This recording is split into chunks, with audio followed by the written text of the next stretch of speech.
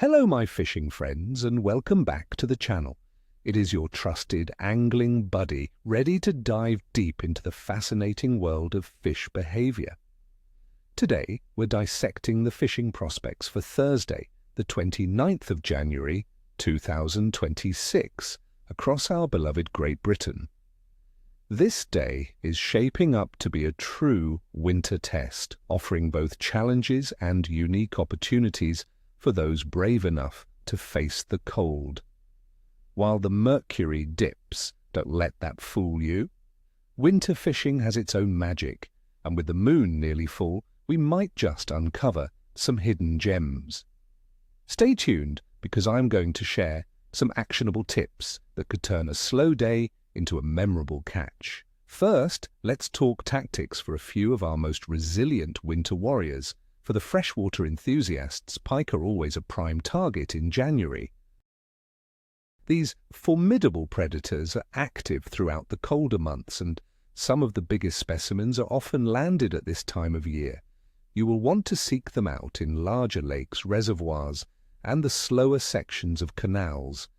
Look for them around obvious drop-offs, the edges of remaining weed beds, and any submerged structures where baitfish might be holding up for shelter and warmth. Pike will be following these baitfish schools, always on the lookout for an easy meal. For bait, dead baiting is incredibly effective right now. Think smelt, sardine, or mackerel, presented on a wire trace with a balanced ledger or a substantial float rig.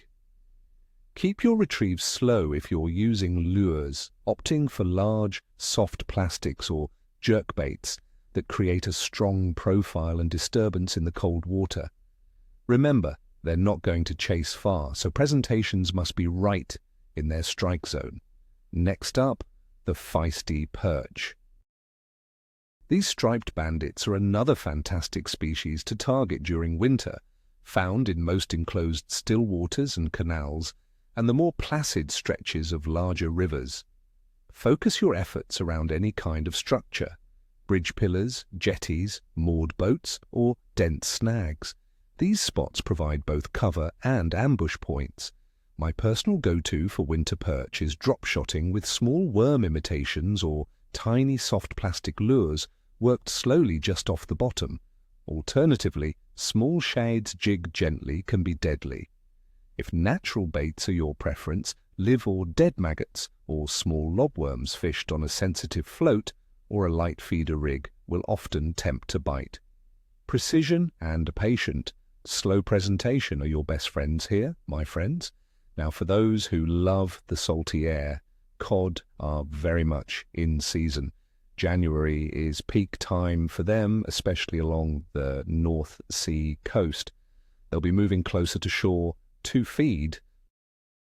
Your best bet is to fish over deeper gullies, wrecks, and rough ground. After a good storm, the disturbed seabed often stirs up food, drawing cod in. A pulley rig is essential for handling the weight of a decent cod and casting heavy baits. Speaking of baits, go big and go smelly. Squid, lugworm, and peeler crab are all fantastic choices. And let's not forget about whiting. These are your winter stalwarts, often saving a blank session when other species are elusive. They thrive in cold waters and provide steady action. You'll find them over cleaner ground, but also close to structures in coastal waters. They often feed more actively during darkness. For tackle, light flapper rigs with size 1 or 2 hooks are ideal. Baits like lugworm, ragworm, or strips of mackerel will work a treat.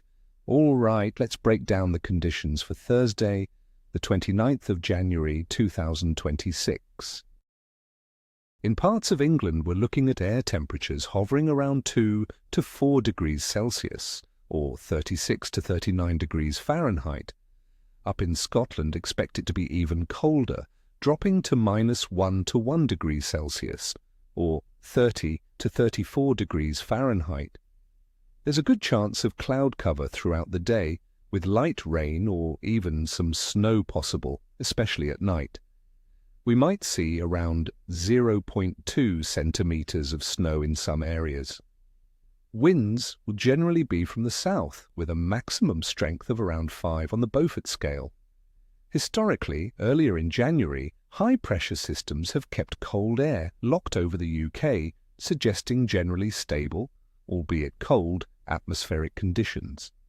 Fish, by the way, typically prefer stable pressure. These cold air temperatures, coupled with the chance of precipitation, will definitely slow down fish metabolism. The clear winter waters also mean fish are easily spooked, so a stealthy approach is vital. Regarding water temperatures, they are typically cold this time of year. Coastal sea temperatures might range from 6 to 11 degrees Celsius. Inland, expect them to be significantly colder. Remember, fish are cold-blooded creatures, so colder water means a slower metabolism. They'll be less active, conserving energy, and often seeking out deeper, more stable areas of water, where temperatures are less prone to fluctuation. Now for the lunar influence. On the 29th of January 2026, we will be in a waxing gibbous phase. The moon will be about 85 to 87% illuminated and growing larger, roughly 11 days old. Many anglers swear by moon phases, and a waxing gibbous as it approaches the full moon is often considered a favorable time for fishing. The increased moonlight, especially at night, can stimulate feeding activity, particularly for nocturnal predators. So while other factors are challenging, the moon might give us a little boost. Considering all these elements, the low air and water temperatures, the slow metabolism of fish, the potential for light rain or snow, and the general cold snap, my overall assessment for fishing activity on this day is weak to capricious, but with definite potential for dedicated anglers. The cold conditions will push fish into deeper, more sheltered spots, making them less inclined to chase baits aggressively. However, the stable pressure and the approaching full moon could offer windows of opportunity for those with patience and the right approach. So, my friends, don't let the chill deter you. Bundle up, stay warm, and remember that even on tough days, the experience of being out on the water is its own reward. I wish you all nothing but tight lines and screaming reels. May your efforts be rewarded with some fantastic winter catches. Until next time, Nil Foster, Ni Cheshwi, or as we say in English, tight lines, everyone. If you enjoyed this forecast, please hit that like button, subscribe to the channel for more tips and predictions, and share it with your angling buddies. And tell me in the comments below, what are your go-to winter fishing spots and tactics? What's the biggest winter fish you've ever landed? I love hearing your stories.